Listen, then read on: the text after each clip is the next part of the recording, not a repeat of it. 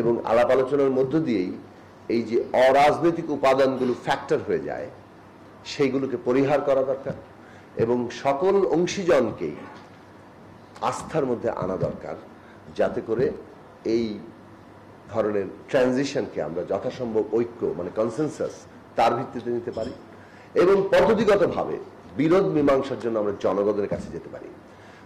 ঐক্য, কনসেনসাস এবং বিরোধ মীমাংসার জন্য জনগণের কাছে যাওয়া, এই পদ্ধতির বাইরে অন্য কোনো পদ্ধতি অগণতান্ত্রিক এবং নানাভাবে বিভাজনেরই সহায়ক হবে।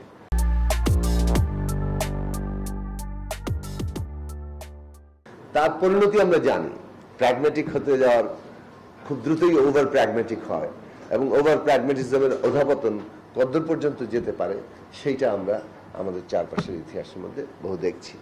ফলে এই জায়গাগুলোকে গুরুত্বহীন করার ব্যাপার নেই। আমাদের দেশে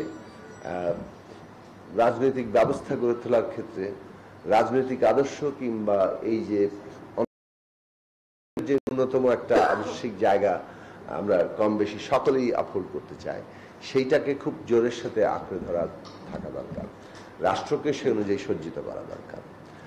আজকে বাংলাদেশ সেই জায়গাটা চায়। ফলে বড় রাজনৈতিক দল কিংবা নবীন রাজনৈতিক দল সকলকেই এই জায়গাটা, এই চ্যালেঞ্জটা মোকাবেলা করতে হবে এবং এই চ্যালেঞ্জ মোকাবেলা করতে গিয়ে কে কি করছে সেটা কিন্তু হাজির হচ্ছে সামনে এবং সেখানেই অনেকটাই সামনে আসছে যে আমরা গণতান্ত্রিক থাকতে পারছি না।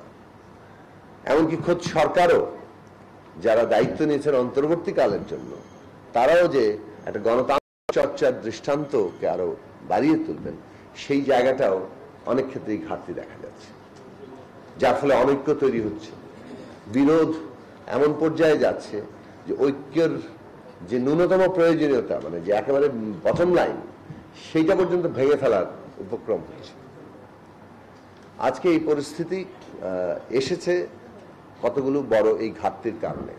সুতরাং আমাদের সবারই দায়িত্ব আছে যাতে আমরা এই আমাদের দেশে অভ্যুত্থান পরবর্তী এত রক্তের উপর দাঁড়িয়ে যে অর্জন, সেই অর্জনটাকে যাতে সাফল্যে পরিণত করি, একটা বড় ইতিবাচক ট্রানজিশনে আমরা যেতে পারি, গণতান্ত্রিক উত্তরণে যেতে পারি। এবং সেটা যেতে হলে ন্যূনতম জাতীয় ঐক্য রক্ষা করা, এটা হচ্ছে প্রাথমিক শর্ত। প্রতিযোগিতা, প্রতিদ্বন্দ্বিতা সেটা ন্যূনতম জাতীয় ঐক্যের অধীনে রাখতে হবে। এটাকে অতিক্রম করে গেলে আমরা বিপর্যয়ের মধ্যে পড়তে পারবো এবং সেই ক্ষেত্রে প্রত্যেককেই দায়িত্বশীল হওয়া দরকার। তবে প্রধান দায় এই মুহূর্তে আছে বর্তমান অন্তর্বর্তী সরকারের। তারা রাজনৈতিক পক্ষগুলো এবং দেশের অন্যান্য সকল স্টেক হোল্ডারদেরকে কিভাবে ঐক্যবদ্ধ রাখবেন সেইটা বড় প্রশ্ন। তাদের ইগো অথবা তাদের অবিবেচকের মতো কারো প্রতি পক্ষপাত কোনোটাই আসলে এক্ষেত্রে সহায়ক হবে না।